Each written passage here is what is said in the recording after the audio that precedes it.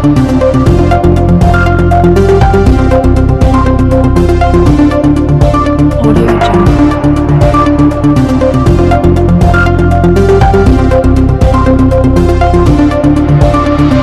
लगता है जो मेरे पास जिम्मेदारी है मैं उसको अच्छे तरीके से निभाऊं, भारत की सेवा कर सकूं और हिमाचल प्रदेश को जो सम्मान माननीय मोदी जी ने दिया है मुझे उस जिम्मेदारी का एहसास भी है और मुझसे जो अपेक्षाएं हैं उस पर मैं खरा उतरूं, ऐसा मेरा प्रयास रहेगा। सेंटर में व्यस्त रहेंगे कि हिमाचल का भी नेतृत्व करने वाले हैं फ्यूचर में? मैंने कभी राजनीति में आने के बारे में भी सोचा नहीं था। मैं खिलाड़ी था, उसके बाद क्रिकेट संघ का अध्यक्ष बना, बीसीसीआई का अध्यक्ष बना और ये कभी सोचा नहीं था कि राजनीति में आऊँगा। बहुत सारी बातें जीवन में ऐसी होती हैं जो आपके हाथ में नहीं, कुछ घटनाएं ऐसी घटती हैं जिसके कारण जीवन में एक बदलाव आता है, आपको एक नई जिम्मेदारी मिलती है और वो मेरे साथ हुआ। लेकिन जब से जिम्मेदारी मिली मैंने कभी, चाहे वो युवा मोर्चा के राष्ट्रीय अध्यक्ष के रूप में हो, कमेटी के अध्यक्ष में हो पार्लियामेंट के, या फिर 4 बार एमपी बना तो अपना दायित्व हमीरपुर संसदीय क्षेत्र और हिमाचल के प्रति हो, या संसद में विपक्ष को घेरने से लेकर सत्ता पक्ष के पक्ष में बोलने की बात हो, उन सबको अपनी तरफ से निभाने का प्रयास किया है। 100% देने का प्रयास करता हूँ। जैसे पिछली रात को भी लगभग 1:30-2 बजे मेरी ऑफिस की फाइनली मीटिंग्स खत्म हुई, तो आज सुबह 5 बजे मैं एयरपोर्ट पे था, 4 बजे उठ के, वो तब से लगातार आपके बीच में हूँ। कल सुबह फिर सुबह 7 बजे जाना और कल भी रात के 12-1 बजे तक ऐसा ही है। तो मैं ये नहीं सोचता कि आज का दिन कितना लंबा होगा, आज क्या करना है। जो जिम्मेदारी उसको निभाने के लिए कितनी मेहनत परिश्रम करना है उसमें कोई कमी नहीं आनी चाहिए।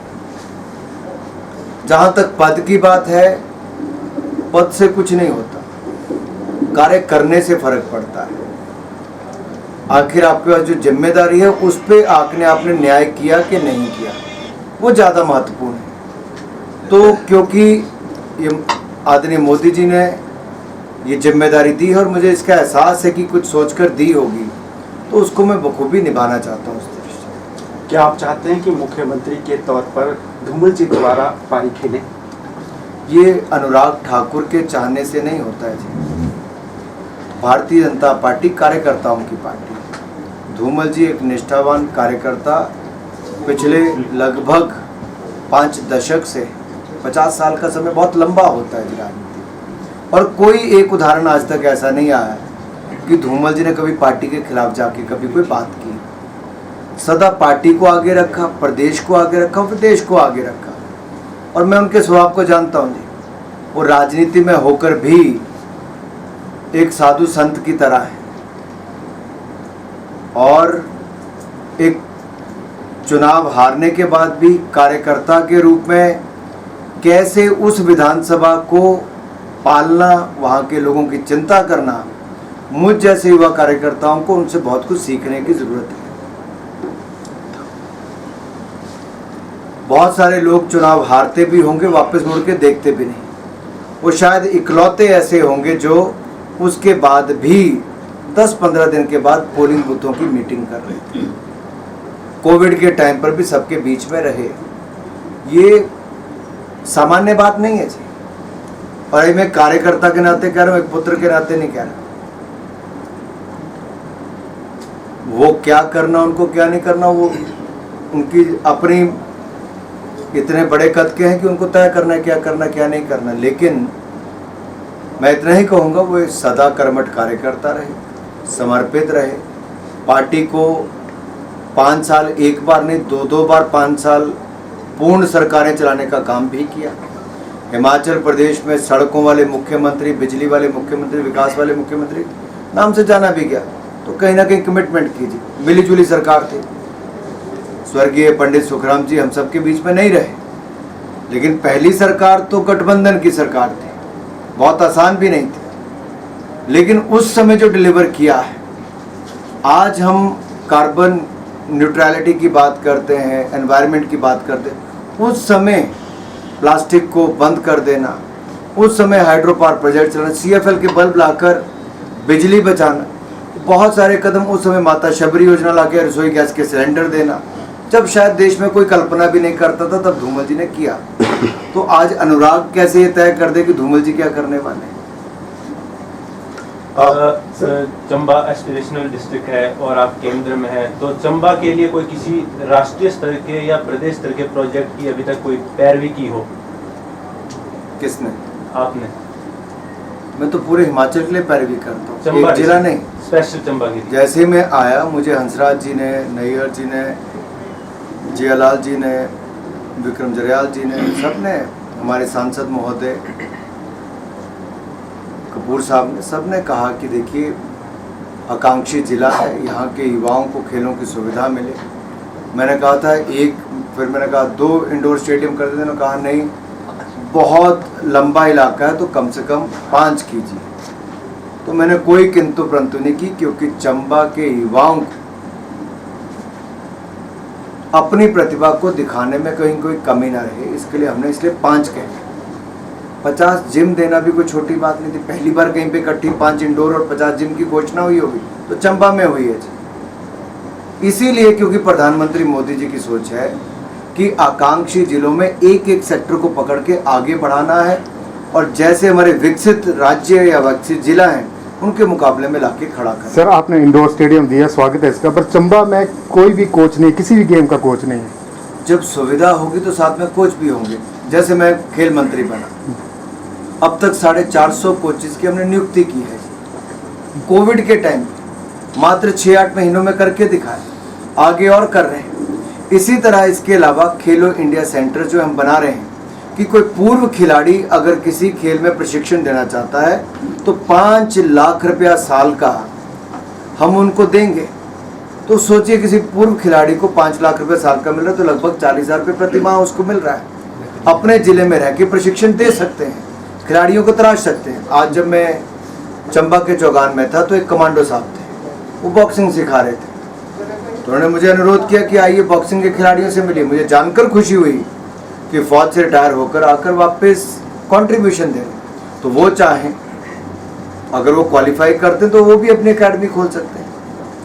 सर चंबा में इंडोर स्टेडियम खासतौर पर चंबा विधानसभा क्षेत्र में 1 होगा कि 2 होंगे? 5 विधानसभाओं के लिए 1-1 ही होगा। सर ये तीसरी बार घोषणा है इंडोर स्टेडियम की, मुझे जो नहीं आपने पता। की है। इससे पूर्व 2 बार पहले मुझे भी हो चुकी। कोई पता नहीं किसने घोषणा की, कब तक। मैं पूरे रिकॉर्ड चेक करके आया हूँ। मैं सिर्फ इतना कहना चाहता हूँ, ये 5 कहे हैं, ये 1 साल के अंदर 5 बनाकर दे देंगे। और मैंने 25-26 साल की उम्र में धर्मशाला का क्रिकेट स्टेडियम, जब कोई कल्पना नहीं करता था, जब हमारे पास पैसा तक नहीं था, बगैर सरकार के किसी 1 रुपए की मदद के हमने धर्मशाला का अंतर्राष्ट्रीय स्टेडियम उस समय बनाया। आज से 18 साल पहले बनाया। उस समय तो मैं न सांसद था न मंत्री था, लेकिन जोश उस समय भी था, जुनून आज भी है। सर क्या चंबा में भी ऐसा हो सकता है कि अंतर्राष्ट्रीय स्टेडियम मिल जाए? यहाँ पे तो लोग ऐसे भी हैं जो भूमि देने को तैयार है। सबको आज भी जिस तरह से आपने नई साहब ने बोला कि 25-26 बीघा जो ज़मीन है वो अंतरनेशनल स्टेडियम के लिए दी जा सकती है, तो क्या चंबा में ऐसी युवा अपेक्षा रख सकते हैं सर? मैं एक बात बड़ा स्पष्ट कर दूँ, अगर क्रिकेट ग्राउंड बनाने के लिए अंतर्राष्ट्रीय, तो मैं कोई कमिटमेंट नहीं करता अंतर्राष्ट्रीय वाली, पर जिसमें रणजी ट्रॉफी के मैच हों, राष्ट्रीय स्तर के मैच हों, लीग्स हो सके, बाकी सब हो सके, उस स्तर का स्टेडियम जैसे बिलासपुर में, अमतर में, ऊना में, बाकी जगह बनाए, हम वैसा यहाँ पर भी बनाएंगे ताकि बड़े बड़े खिलाड़ी और स्थानीय खिलाड़ी भी उसमें खेल सकें। बात यह है जी, ये मुझे कहते 10-12 साल हो गए कि जिन जिलों में हमने स्टेडियम नहीं बनाए वहाँ पर राज्य की सरकारें ज़मीन दे, हम 2 साल के अंदर वो सारे प्रोजेक्ट पूरे कर देंगे जी। मैं 2 साल कह के बड़ी गंभीरता से कह रहा हूँ, और मुझे 12 साल से ऊपर समय कहते हो गया कि ज़मीन दो, क्योंकि हिमाचल की सबसे बड़ी दिक्कत यह है, आप भी ज़मीन इकट्ठी करने जाएंगे, अगर आपको 100 कनाल ज़मीन इकट्ठी करनी होगी तो कितने मालिकों से खरीदनी पड़ेगी, उसकी 118 की परमिशन की कितनी समस्या है। और हमने तो जब बनाए तो उसके बाद मुकदमे झेले जी अब तक। अच्छा काम करने का भी परिणाम क्या मिला, लेकिन उसके बावजूद मुझे लगता है युवाओं के लिए, खिलाड़ियों के लिए, और जमीन मिलेगी तो 1% किसी को इधर उधर सोचने की जरूरत नहीं। कमेटी बोलती कि जमीन उचित है तो मैं कहता हूं 5 साल का कोई ऐसा प्रोजेक्ट नहीं, 2 साल के अंदर ही पूरा करके दे देंगे। कोई किंतु परंतु वाला काम। 9 महीने के अंदर हमने अंतर स्टेडियम बनाया, 1.5 साल के अंदर हमने बिलासपुर का बनाया जहां पानी ऊपर आ जाता था सारा। ये सब रिकॉर्ड समय पे किया है, आगे भी करने की इच्छा है। सर आपने बीसीसीआई में रहते हुए रणजी के जो प्लेयर थे, पूर्व प्लेयर थे, उनके लिए बड़ी फाइनेंशियल व्यवस्था अच्छी कर दी सर। लेकिन अब आप हिंदुस्तान के खेल मंत्री हैं सर। हम चंबा की ही जैसे बात करें एग्जांपल के तौर पे, आपने आज दोपहर को स्टेज से सवाल भी किया था कि चंबा में कोई खिलाड़ी अच्छे हैं। यहाँ सर हॉकी के कम से कम 20 नेशनल प्लेयर हैं जिन्होंने 10-10 नेशनल खेले हैं। फुटबॉल के ऐसे हैं सर जिन्होंने नेशनल खेले हैं सर, लेकिन वो सिर्फ ये एजुकेशन कम थी, इस वजह से कोई मच्छी तल रहा है सर, कोई मूंगफली बेच रहा है। तो क्या इस तरह के जो खिलाड़ी हैं सर उनके लिए भी कोई नीति बना रहे हैं सर? देखिए बहुत सारे खिलाड़ियों को जिन्होंने मेडल जीते उनको अभी तक भी पेंशन भारत सरकार देती है, ऐसा नहीं कि नहीं देती। उसके मापदंड है, उस पर जो क्वालिफाई करता है उसको मिलती है। सर दूसरा है कि मनीष सिसोदिया जो है वो समय समय पर आपके मुख्यमंत्री बनने का जो है वो एक सवाल छोड़ जाते हैं सर। तो ये मनीष सिसोदिया का आपके प्रति प्रेम है सर या ये आपको रोकने का प्रयास है सर? वैसे तो अनुराग का मतलब ही प्रेम होता है और इन सब का मेरे प्रति प्रेम बहुत जागा है। कभी कांग्रेस मुझे मुख्यमंत्री बनाना चाहती है, कभी कोई दूसरा दल बनाना चाहता है। ये इच्छाएं क्यों प्रकट हो रही मुझे पता नहीं। आप नहीं चाहते सर? लेकिन मैं आप नहीं चाहते सर? लेकिन मैं इतना जरूर कहूंगा कि भाजपा के निर्णय दूसरे दल तय नहीं करते। भाजपा का निर्णय प्रधानमंत्री मोदी जी और भारतीय जनता पार्टी का पार्लियामेंट्री बोर्ड तय करता है और उसके लिए कोई कुछ बार कहता रहे उसका कोई महत्व नहीं है सर। एक बात मैं बड़ी स्पष्ट कर दूं, केंद्र में मोदी जी, प्रदेश में जयराम जी ने बहुत अच्छी सरकारें चलाई हैं और ये डबल इंजन की सरकार के कारण हिमाचल का चहुमुखी विकास हुआ है और हम आगे भी करेंगे, इसमें कोई किंतु परंतु वाली बात नहीं। सर हिमाचल में 2022 के जो विधानसभा चुनाव होने हैं, आपको आप कितने चुनौती भरा देखते हैं आम आदमी का? कहाँ पर है? हिमाचल कहाँ है कहाँ?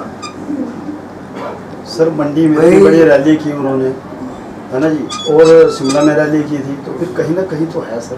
धर्मशाला में की मुझे लगता है मीडिया पे कुछ देखना और धरातल पर कुछ देखना बहुत अंतर है। मैं उत्तर प्रदेश के चुनाव का सह प्रभारी था, 403 सीटों पर चुनाव हुआ। ये आम आदमी पार्टी वहाँ पर भी लड़ी और सब जगह पर जमानत जब्त हुई, सब जगह पर जमानत जब्त हुई जी, एक जगह नहीं बचा पाए। और आज कह रहा हूँ यहाँ पर नहीं बचा पाएंगे। सर दूरसंचार, जिनका अपना पार्टी का अध्यक्ष, संगठन महामंत्री, महिला मोर्चा अध्यक्ष, व्यापार प्रकोष्ठ अध्यक्ष एक ही झटके में चले जाए और बाकी भी चले जाएं, है कहाँ जी? सर दूरसंचार के लिए, चंबा के लिए आप विशेष क्या करेंगे? दूरसंचार के लिए, क्योंकि आपने ठीक कहा, टेक्नोलॉजी के ज़माने में जहाँ एक और ब्रॉडबैंड कनेक्टिविटी बहुत आवश्यक है, दूसरी ओर टेलीकॉम टावर्स के माध्यम से आपको मोबाइल कनेक्टिविटी मिलती है और आज डेटा और वॉइस ये दोनों ही बहुत महत्वपूर्ण है। आप देखिए पिछले कुछ समय वॉइस से ज़्यादा डेटा का महत्व बढ़ गया है, तो इसलिए हम 2G टेक्नोलॉजी से तेज़ी के साथ 4G टेक्नोलॉजी पर सीधा गए। लेकिन अभी भी देश के कुछ क्षेत्र ऐसे हैं जैसे लेफ्ट विंग एक्सट्रीमिस्ट एरिया है, उसके लिए हमने पीछे 4000 करोड़ रुपये का प्रावधान किया। ऐसे 12 राज्यों में जहां पर नक्सल प्रभावित इलाके वहां पर टावर्स लगेंगे, 2G टावर को 4G किया जाएगा, ऐसे बाकी जगह पर भी है। आज मैंने जो बैठक ली है आकांक्षी जिला की, उसमें बात उभर कर आई कि यहाँ पर हमें कुछ करना चाहिए। तो मैंने कहा है कि यहाँ पर टावर लगाने के लिए universal services obligation fund USOF उसको कहते हैं, उसके माध्यम से मेरा प्रयास रहेगा कि पैसे मंजूर करवाए जाए और ज़िला चंबा में टावर्स की जो दिक्कत है उसको कुछ हद तक दूर किया जाए। सर आप करीब 4.5 साल पहले जब विधानसभा चुनाव थे 2017 में, तो आप पांगी गए थे सर, वहाँ जन संबोधन किया था आपने और पांगी के लोगों से आपने एक प्रॉमिस किया था सर, तो पांगी के लोगों को आज भी उस प्रॉमिस के जो है पूरा होने बताइए जा रहा है सर। एक आपने सर बोला था कि यहाँ से GLR जी जीतते हैं, भाजपा प्रत्याशी जीतते हैं तो मैं दोबारा पांगी आऊँगा। दूसरा आपने बोला था कि आपको एक स्टेडियम भी मिलेगा सर, दे दिया आज सर मुझे पांगी नहीं भी आना पड़ा तब भी मैंने दे दिया। सर पांगी उस तरफ, ब्रह्मौर उस तरफ, वो थोड़ा सा है सर। और पांगी के लोगों ने जो प्यार दिया है मुझे आज भी वो सभा याद है। हम लोग अपने चुनाव में शायद 2 दिन भी नहीं दे पाए। उस दिन मैं हमीरपुर से चला था, मैं लगभग मेरा आधे से ज़्यादा दिन, क्योंकि 2 बजे मैं वहाँ से वापस गया पोंगी परमौर से, जिलालाल जी को याद होगा ये सभा करके, फिर वहाँ से मैं किन्नौर गया जी, रामपुर गया, रामपुर से वापस यहाँ पे आया घुमारवी, वहाँ के कार्यक्रम। तो जो कहा था हमें वो करना ही है, लेकिन आखिरकार ये सब चीज़ें ज़मीन पर बनती हैं, ज़मीन के साथ DPR बनती है, प्रोजेक्ट रिपोर्ट आती है, तो इसके लिए प्रयास करने होते हैं। जो स्थानीय लोगों को सरकार को करना होता है वो करेंगे। मेरे पास आज अनुरोध आया, मैंने घोषणा कर दी। अब इसके अगला पेपर वर्क जो है वो राज्य की सरकार का जिम्मा है, वो जैसे कागज बन के आएंगे पैसा मंजूर कर देंगे। सर डबल इंजन की सरकार है, फिर फायदा तो देना चाहिए। इसीलिए कह रहा हूँ कि अब कितनी तेजी से कागज वहाँ से बनते हैं उसके ऊपर निर्भर करता है। सर एक लास्ट क्वेश्चन है मेरा कि पांगी के लोग जो है वो एक टनल मांग रहे हैं सर पिछले 50 सालों से। पिछली सरकार है या पिछली पार्टियां जो भी करती रही सर, लेकिन इस टाइम हिमाचल को उम्मीद आपसे है, क्योंकि सही मायने में हिमाचल के वकील इस टाइम आप हैं सेंटर में, तो सर इस दिशा में आपका क्या प्रयास रहेगा सर? वकील मुकदमा ठीक लड़ेगा। निर्णय पक्ष में आ जाएगा सर पांगी की? जज के ऊपर निर्भर करता है। सर आपने यहाँ पे इंडोर स्टेडियम भी दिए और जिम भी दिए, उसके लिए बड़ी बड़ी थैंक्स आपको। और आपने एक चीज़ वो दी है FM के, मैं धन्यवादी हूँ आपका, आपने मुझे याद करवाया। हंसराज जी ने मांग भी की और मैं शायद मन से कहना भूल गया, लेकिन जिस जिला की साहित्य कला संस्कृति वो अपने आप में बहुत बड़ी हो, उसको कम से कम रेडियो कनेक्टिविटी से दूर नहीं रखा जा सकता। मीडियम वेव्स है, FM की कमी है, और आज मैं एक सूचना प्रसारण मंत्री के नाते कहकर जा रहा हूँ, उस कमी को दूर किया जाएगा। उसके लिए जो इंफ्रास्ट्रक्चर होगा आहिस्ता आहिस्ता करके हम उसको पूरा करेंगे, लेकिन शुरुआत इसी साल से कर देंगे। Thank you sir. इसी साल से शुरुआत कर देंगे, एकदम से सारा पूरा नहीं हो पाएगा, लेकिन इसी साल से, इसी साल का मतलब 2022-23 के इसी वित्तीय वर्ष में लगा कर देंगे। सर खालिस्तान प्रकरण जो रहा और पुन्नू की धमकी से, उसकी आपकी क्या राय है सर? आप क्या कहेंगे? कुछ लोग समाज में तनाव दरार पैदा करना चाहते हैं, इसको जितना इग्नोर किया जाए उतना अच्छा, और कार्रवाई जहाँ करनी चाहिए। इसका बहुत उल्लेख करने से भी कुछ नहीं होता है। जब पंजाब में दिक्कत थी तब भी हिमाचल में शांति बनी रही और बनाए रखनी चाहिए। पंजाब में भी भारतीय जनता पार्टी ने सदा प्राथमिकता दी है भाईचारे को, राज्य और राष्ट्र की सुरक्षा को, और आगे भी भारतीय जनता पार्टी राजनीति से ऊपर राष्ट्र नीति को रखती है। सत्ता से ज़्यादा देश की सुरक्षा और सेवा के ऊपर बल देती है। तो इसलिए मैं कहना चाहता हूँ, हमने गठबंधन दल भी पंजाब में वर्षों तक निभाया, हिंदू सिख एकता के लिए, पंजाब की सुरक्षा के लिए, और आगे भी हमारी प्राथमिकता उसी दिशा में होगी।